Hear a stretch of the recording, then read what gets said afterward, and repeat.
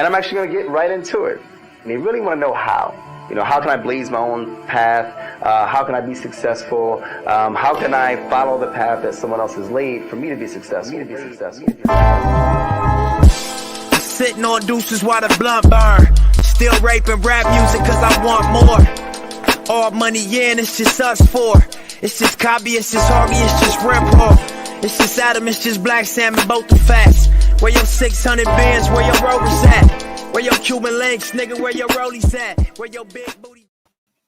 What's up, everybody, and welcome to What's Up Bri. This is episode 4 of season 2, and we are talking about credit today. It's all about credit. I had to get some assists from my homegirl, Gloria. Hey, y'all. She is the credit guru, so I'm going to allow her to introduce herself, and we're going to jump right in.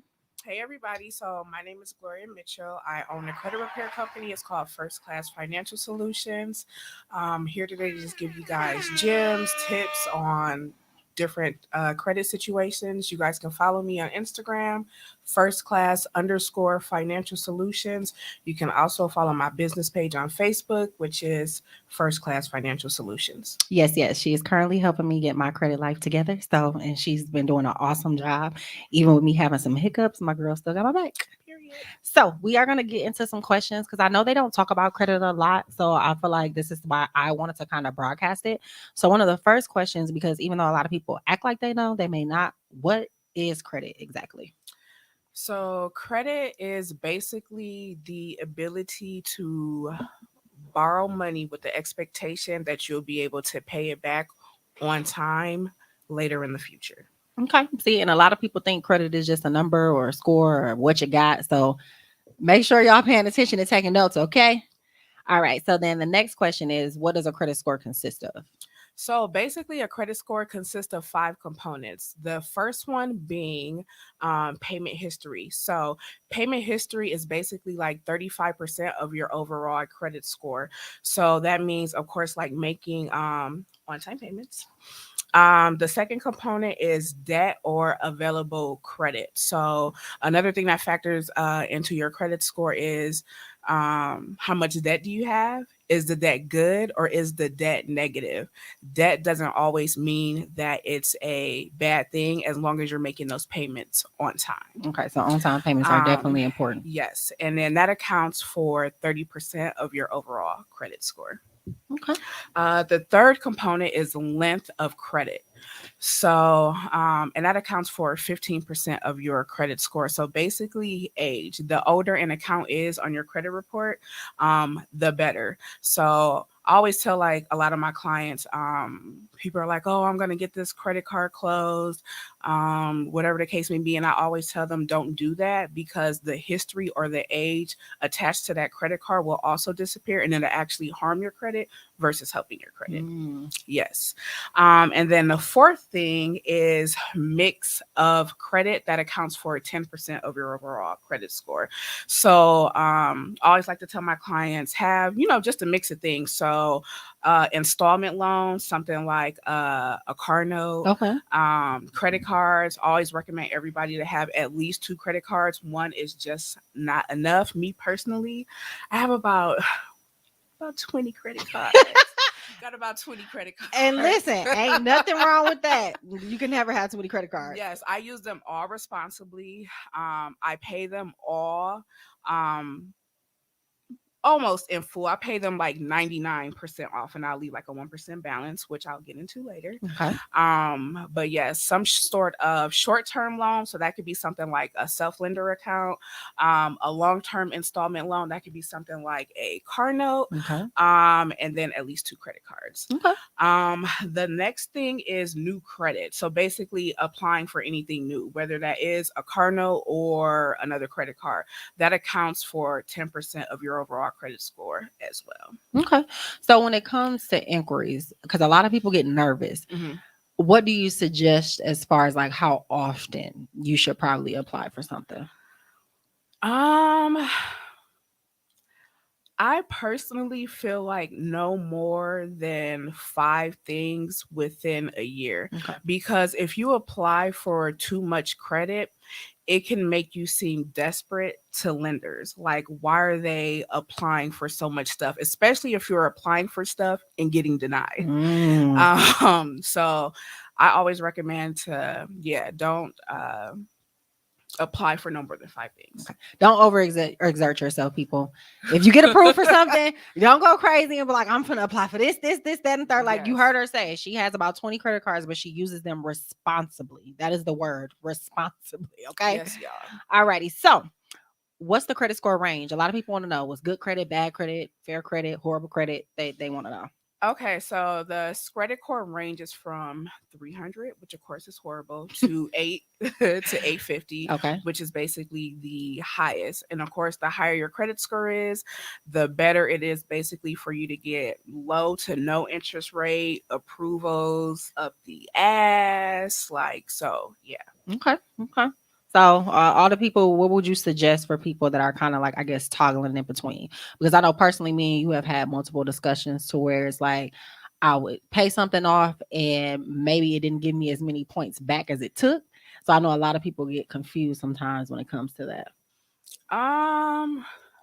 Okay, so let me explain this. So a lot of people think, for one, when things get deleted from your credit report, that your score will go up, or they're expecting like a super big increase. And actually, that's not the case.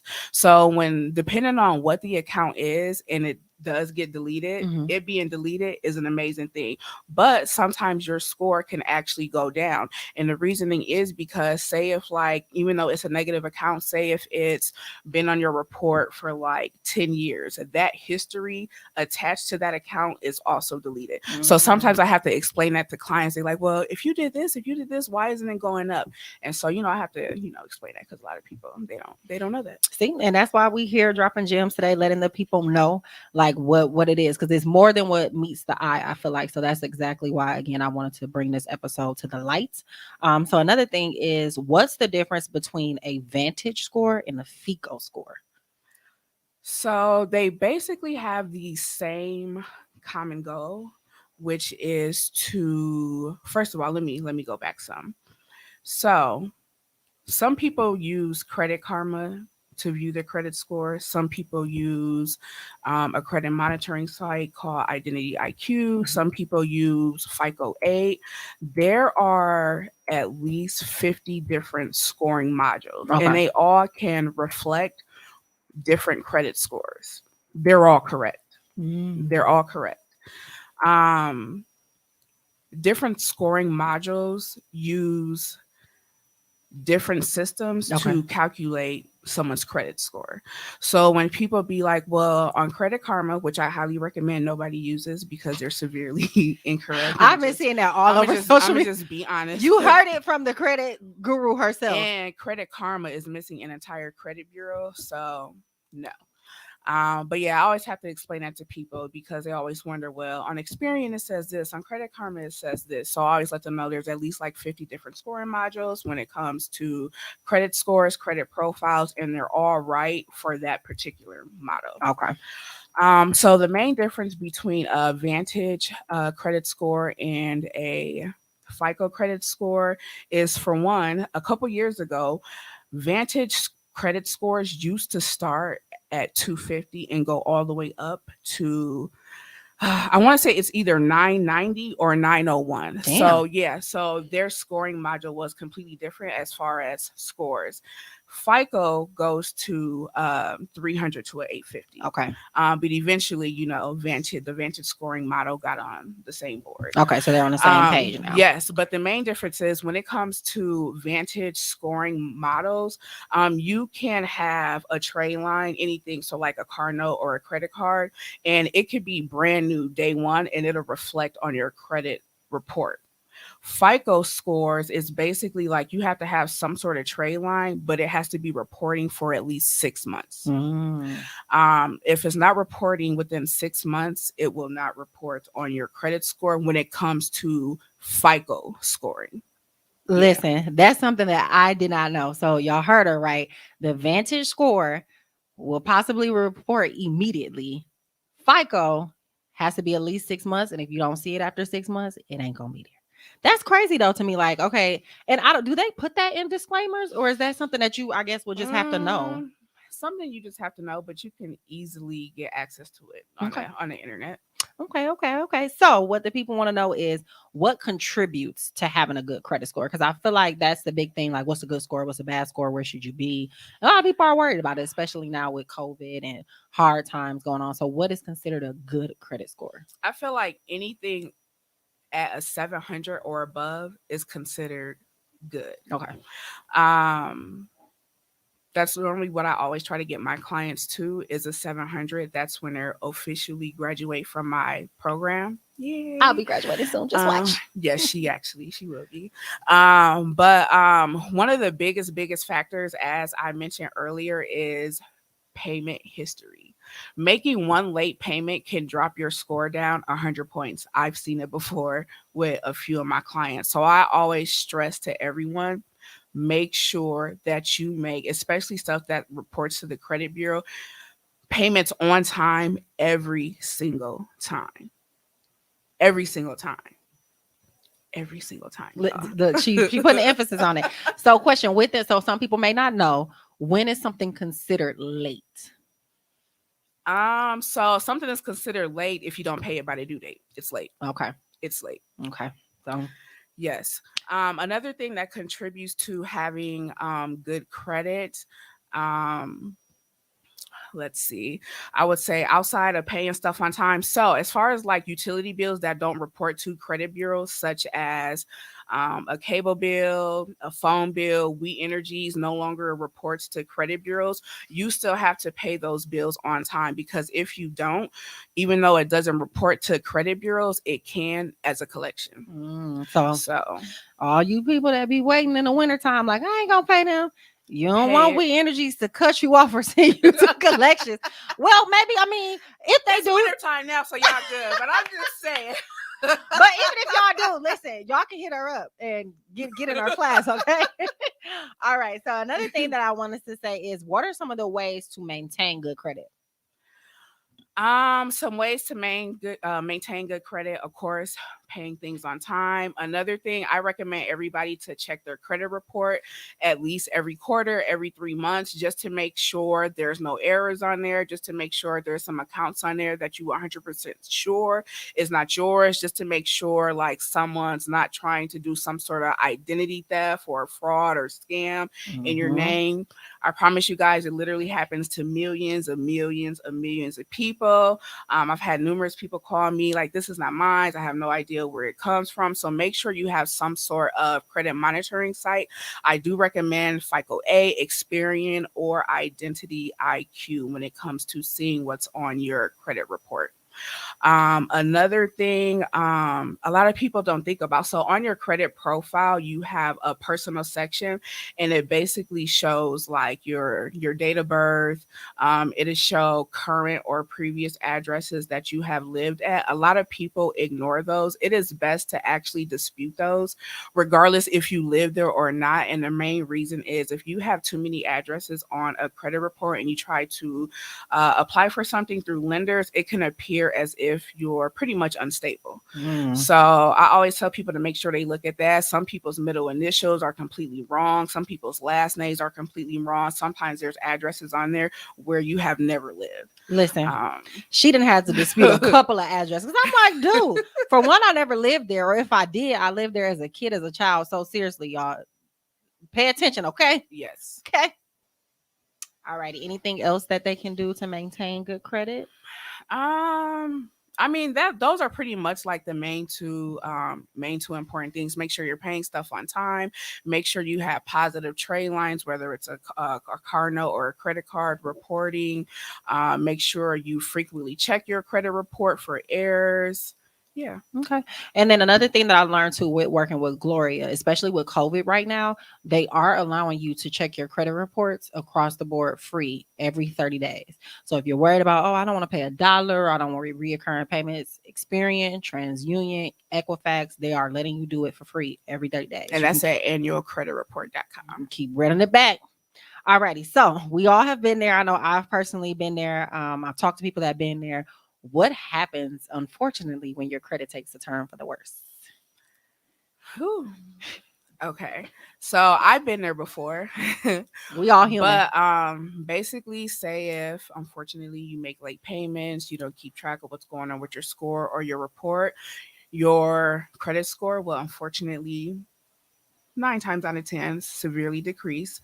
If you try to apply for something that you typically would get approved for, you'll probably get denied. If, for example, you try to get a new car, your interest rate might be in the double digits. You Listen, might be paying for that car 2, 3 times. I've seen it on several occasions. they'll try to get your ass. You might get denied, get unnecessary hard inquiries because of those denials. So don't let it happen. And so when do you feel like people should recognize like, okay, my credit is taking a turn for the worse, and when should they take action? Um, I guess it feels like when they catch it. So if you know for a fact you made for example, credit card payment late, something that I would recommend is to maybe try to reach out to that credit card company and see if like they'll do a leap of faith and just reverse it back to positive. Maybe like be honest and explain like what happened. Like I completely forgot, or I changed my banking information linked to my card. Can you guys just forgive me this one time? I've actually done it several She has. several times in the past. And I just want to keep 100% payment on time payment history. So, what was the second question? So what should they do when they realize that it's kind of getting worse? So you kind of pretty much Yeah. covered that. Mhm. Once you see it getting worse, act. Do not wait. I know a lot of people, credit is, I think, a scary thing for a lot of people. I think people don't realize that they would get really, really nervous when it comes to credit. But just take action as soon as you can. I was one of those people, unfortunately, that waited till it got like bad. Luckily, I have somebody close to me that's willing to drop gems and assist me, and she's been holding my hand on the way, and we well on our way there. One of my close friends actually just told me that she made it to the 700 club. You know who you are. I am proud of you, baby girl. Okay, shout out to She is her. about to be getting her first house soon. Okay. So we doing it. We doing it big over here. Alrighty. So what is one of the biggest credit myths when it comes to credit repair? Because I see stuff on social media all the time. People like, don't pay nobody to fix your credit. You can do it yourself. So what's one of the biggest And myths? you know what? So let me just talk about this because a lot of people be like, well, you can find that information on Google. Let me tell you something. You can't find my letters on Google. Okay. So I just need to I'm need to living say proof. that. I just need to say that. But I feel like I have two myths. Okay. One of them is, and people don't know this, but they feel like when something is deleted from your credit report, they feel like they no longer have to pay that, like that debt went completely away. That debt still exists. It's just not on your credit report anymore. So let's use this as an example. In the state of Wisconsin, there's a statute of limitations, it's 6 years. So let's say you have a $10,000 credit card. Let's use credit card. It went into collections. I was able to get it deleted, and you think, yes, I don't have to pay them. They $10,000 back. You the girl. Like, no, you still owe that. It's just not on your credit report anymore. So say if like you're trying to get a home, or you're trying to apply for a credit card, or you're trying to get a car, they won't see that account. But if that account was really yours, you still owe that debt up until that 6 year of statute of limitation ends. A lot of people don't know that. Okay. Something that I also want to just piggyback off of that. So the $10,000 credit card is deleted. There's actually a 20% chance of something that has gotten deleted to come back if that collection agency sells that account to another collection agency. So something that I tell people is, one, you have two options. The account is gone. There's a 20% chance it may come back. What you can do is call that credit card company to see if they are willing to settle for about 20 to 30% of that $10,000 debt. Okay. And that way you ensure there's a 100% chance that it will never come back on your credit report. Okay. Otherwise, it is what it is. You can let it be, and you know what might possibly happen. Okay. So there it is, y'all. There are myths when it comes to credit. That's why I say when people try to say, "Oh, don't hire anybody," there's so much stuff that Gloria has been able to tell me that I did not know. So it is best to where if you're feeling overwhelmed, or even if you don't want to do the work, like let's be honest, why do you think people hire people to clean or do their hair? They don't feel like doing it. There's Mm-hmm. absolutely nothing wrong with somebody assisting you with getting a better life. So Mm-hmm. don't let people. Yeah, Go of ahead. course, Tommy. Sorry, I have a question. As a in conjunction with the $10,000 example you gave, Mm-hmm. is off my credit report. It can't be seen, but is it still counting against like my debt somewhere where they are able to consider that if I'm trying to get a loan or something? Like debt to income No, ratio. so once it's deleted from your report, it can't be seen by anybody except, of course, that collection agency, but it's not on your report anymore. But as far as trying to apply for anything, it'll be as if it never existed, literally. So it won't affect like your other debt or anything like that. You just know deep down in your heart that that account is really yours. It's just between me and you. Alrighty, so this is one of the things that unfortunately sometimes it just does come down to it. So I wanted to be completely transparent about it when and if you should file for bankruptcy.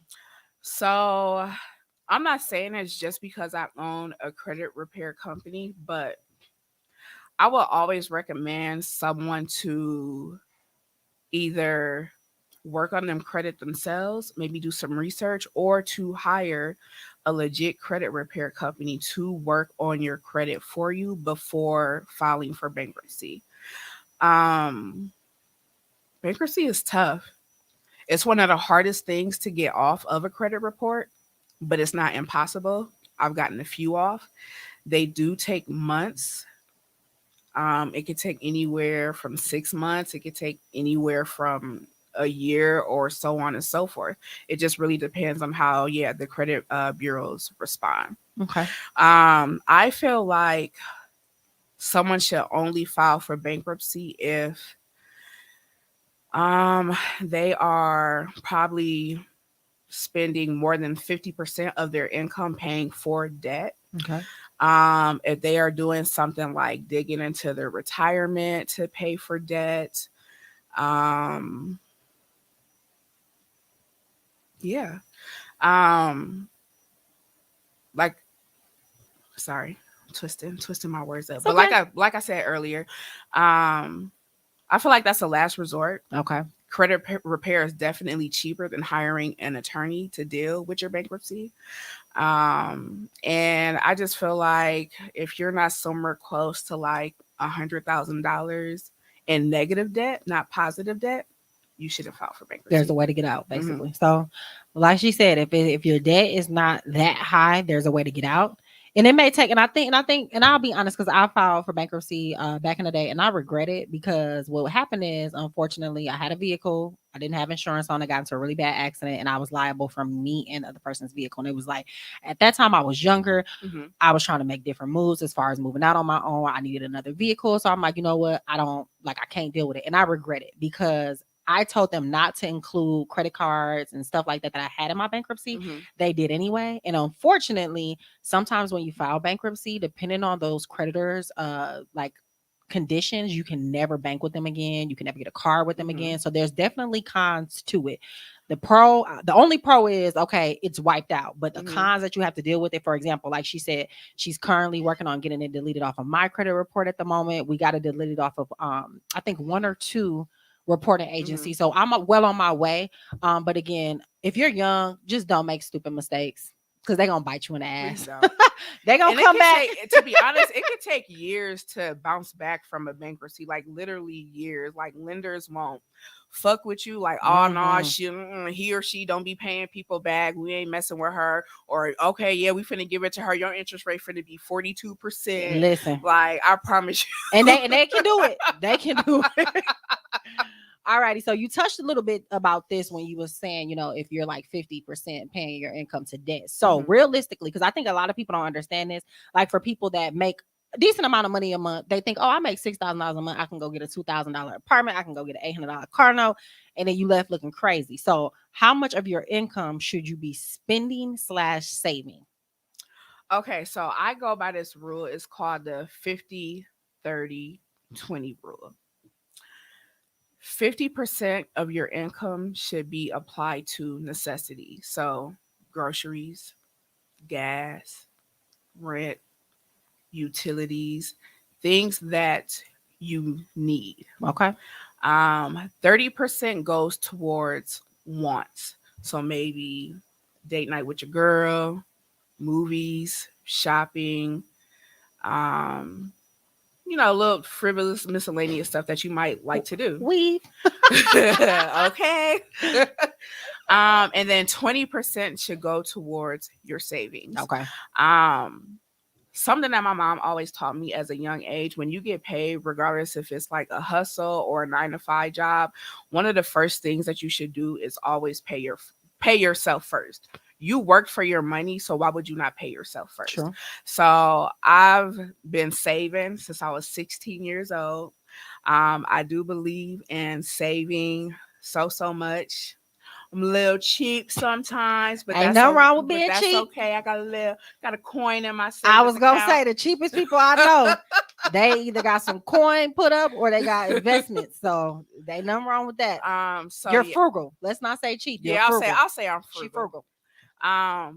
But yeah, definitely try to save at least 20% of your income. And of course, depending on how your bills are, some people are able to save 30% of their income. Some people are able to save 40% of their income. So you know what's best for you. I feel like at the bare minimum, 20. you should be able to put 10%, but I like to do 20%. Okay. Mm-hmm. Okay. So with people that's watching this episode, you dropping a lot of game. I'm pretty sure they're wondering, like, if you're in a situation to where your credit has taken a turn for the worse, or maybe you just want to get to the 800s or get to the 700s. How long realistically can credit repair take? I feel like it depends on your starting point. Okay. I've had people graduate from my program literally in 35 days. Like the first month of them being with me, every single negative account, it was deleted. I was happy. They were excited. I couldn't believe it happened. And I've had some people who have been in my program for a year and a half. They have a little bit more extreme accounts on their credit profile. So I really just feel like it varies and it depends on what's on your account. If it's a bankruptcy out the gate, it's going to take several months because there's a process that you have to go through, a lot of paperwork that has to get processed. You have to communicate with the courts, you have to communicate with the credit bureaus, you have to communicate with third-party creditors that people don't know about, like SageStream, LexisNexis, ARS. Like these are all like people that house bankruptcy information. So I feel like it really just depends on what your starting point is. Okay. So it could be a quick process or it could be a long process. Usually I try to have people done with my program between 3 to 6 months. Sometimes it's shorter, sometimes takes twice as So it's a case by case. So don't think it's overnight. And I think that's why a lot of people probably run to bankruptcy, because it's like, okay, in a couple months, I'm done with it. You got to do the hard work. You got to. It's not going to be easy. You probably going to have to do some sacrifices. But when I tell you it's worth it in the end, I've been able to get credit cards out the wazoo.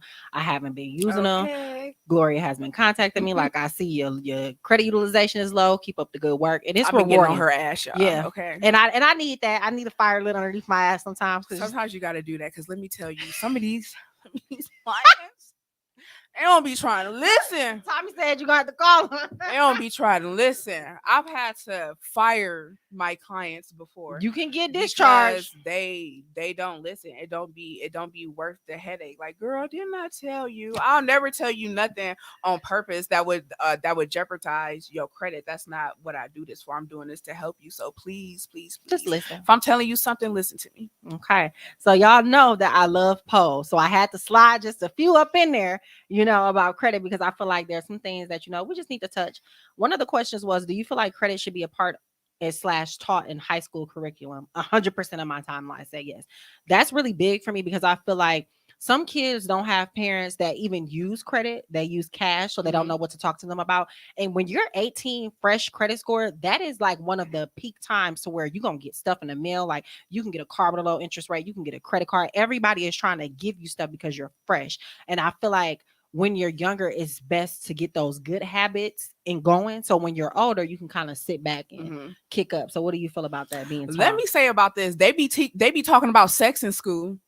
So why we can't talk about credit? They be talking about body parts and Okay. all this stuff. Why you can't talk about something that, you know, kids should know? Let me tell you something. When I turned 21, I had got approved for an American Express credit card. You couldn't have told me I wasn't rich. Because American Express is hard to get. Them cards American heavy. Express. Don't talk to me, peasant. No, it's true they have no limit. It's true they don't have a limit, right? Yes, they have no preset limit. There eventually might be a limit, but it honestly depends on how you use your credit card. And maybe that's something we can talk to the school board about, especially in MPS. I feel like credit is important, just like any other curriculum, like history, math. Credit is something that you are going to have to use to get apartments, houses, possibly cars.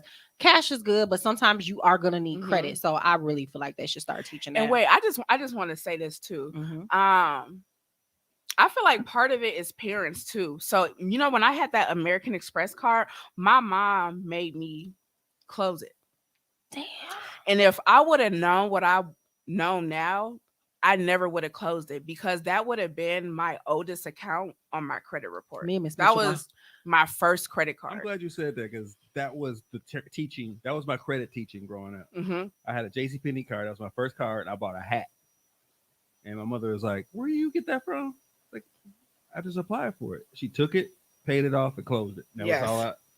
Don't close down them No, old this accounts. is She didn't how tell me they why, get you didn't in tell me how to debt. do it or anything. And I never learned. I never learned how to use it. Yes. See? So, And yeah. that kind of actually leads into the next question that I asked. Do you think financial illiteracy can be passed down? So generational. 97% said yes, 3% said no. I'm a part of the 97%. I feel like a lot of people, like, they don't know it, but a parent plays a vital role in your life. Anything that your parent teaches you, even if you don't maybe listen or use it at that moment, it can be handy down the way. Mhm. If you see your mom or your dad or your grandma, whoever, always taking out loans, frivolously spending money, not saving, I feel like that honestly can rub off on you. Like it really can. Or if your people around you have shopping addictions, I personally think financial literacy is a thing and it can be passed down. What do you feel about that? I 100% agree. I feel like it can be passed down, but I feel like the issue is our parents didn't know. You know, our True. parents were possibly like born in like the 60s, the 50s. Maybe their parents didn't teach it to them. So, you know, I really feel like the 80s, baby. We trying to break generational curses pretty much. Okay. Alrighty. So the next question I wanted to ask was, could you date someone who is financially irresponsible? 82% Hell no. said no. Mm-mm. 18% said yes. So honest opinion, I'm a part of the 18%. I'm gonna say yes because I've been financially irresponsible for it, and I would never want somebody not to date me because maybe I'm just not there yet. So I gotta be honest. I'm gonna say yes, but there's a disclaimer on that. You have to be willing to get your shit together. It can't be okay. I'm financially irresponsible, and now I'm gonna spend up your money or our money, and then we just gonna be broke together. No, you have to be willing and ready to show change. And the only reason why I say yes is because I met somebody that was patient with me. Mhm. So I would want that same respect given. So I would say yes, but I would need you to really, really work hard. And it's not easy because again, I'm a product of it. It's not easy. Sometimes it's hard. But when it comes to a relationship, if your partner is financially responsible, the best thing that you can do is get on board. Don't stress them out. Don't make them feel like that they're always cleaning up your messes or trying to cover up what you have going on. So I would, but me and that person would have to kind of get a game plan in order, discuss some things, and let's just see where it goes. Now, if it's a year later, 2 years later, and you still making the same mistakes, your ass is grass. But I will be lenient only because somebody was lenient with me. But like Gloria said, hell no, she ain't dating yo. Let me say that how you explained it, I could deal with something like that. But I just feel like a lot of people really be having their priorities completely fucked up. True. Like I be seeing so many people be buying Cartiers walking to the bus stop. Like what? Listen, nigga, do them glasses got wheels on it? You can get you a little trap for as much So as the glasses cost. it gotta make sense. It gotta make sense. Okay. Alrighty. So the last question of the night is, how important is credit to you? Very important, or cash is my preference. 90% said very important. 10% said cash is my preference. I'm a part of the 90%. Credit is important to me. It's something that I've always wanted to have, was good credit, and not even just to use it, but just knowing, like, sometimes there's emergencies. You never know. Look at what happened with the pandemic. If you had good credit, and not saying that you should take out a bunch of loans, but all those people that they had waiting for unemployment, waiting on stimulus checks, anything, if you had good credit and you had a credit card with a higher limit that you really didn't touch, that could have helped a lot of families not be evicted, not starve, have basic necessities until everything got going as far as unemployment, because it's like, it was just ridiculous. So I'm one of those type of people. I like cash, it's cool, but having good credit is definitely something that's important to me. Credit will take you places that cash can't. Let me tell y'all something. So I use my credit cards for everything. I don't have not one debit card in my wallet right now. I pay my rent with my credit card. I put gas in my car with my credit card. I pay for groceries with my credit card. I pay my utility bills with my credit card, restaurants with my credit card. I literally use my credit card for everything. And the reason, but it's all stuff that I can pay for with cash or a debit card, but I reap the benefits of a credit card. A lot of credit cards give you cash back rewards. I went Christmas shopping for free off my cash back. Hello. For my credit cards for free. I had over $1,000 of free cash just from using my credit cards on something that I was going to spend cash for on anyways. Debit cards do not give you those type of rewards or benefits. Definitely don't. You can catch flights for free using a certain credit card. You can get cash for free using a credit card. Like, I don't know, credit cards are just really, really beneficial, and I just wish people would stop looking at them as a negative thing, because it really can help you in a lot of situations. Excuse me, Gloria. I need you to save my life. And a reason why I would select you, because you're making a lot of sense now. 2, I don't know you. Because there's some vulnerability of going to somebody that I know, of opening up my drawers drawer and having you look to my underwear and be like, you need to get rid of these. I would probably feel more comfortable saying, all right, this is where I fucked up. This is where I need help in, and this is what I got. And you kind of helping me walk through that. So I look forward to calling you. Yeah, give me a call. Y'all see it scrolling at the bottom. So y'all need to follow my girl on Instagram. Plug yourself again. Let these people know where they can find you. You can find me on Instagram, firstclass_financial solutions. You can find me on Facebook, First Class Financial Solutions. You can call my business number, 1-888-752-0383 or 414-246-5733. Let's get y'all credit together. Listen, well, thank you so much, friend, for stopping by. I appreciate you. I love this episode. I feel like we really want people to be able to kind of get their shit together. Like, let's take over the Black Mecca, Black Enterprise. However we can push people moving forward, whether it's credit, knowledge, whatever, we gonna drop it. And this was all you see. She dropping gems for free. So I hope y'all tuned into this episode. I hope y'all enjoyed it. I enjoyed it my damn self. So thank you for tuning in to What's Up Bri. I'm gonna give y'all a break. So I know the holidays is coming up. So Merry Christmas, Happy New Year's. We will see you in the new year, and we are coming back talking about mental health. We finna go see Spider-Man in 4D. Okay. Is you ready? All right. So thank you guys for joining me on another episode of What's Up Bri, and we out.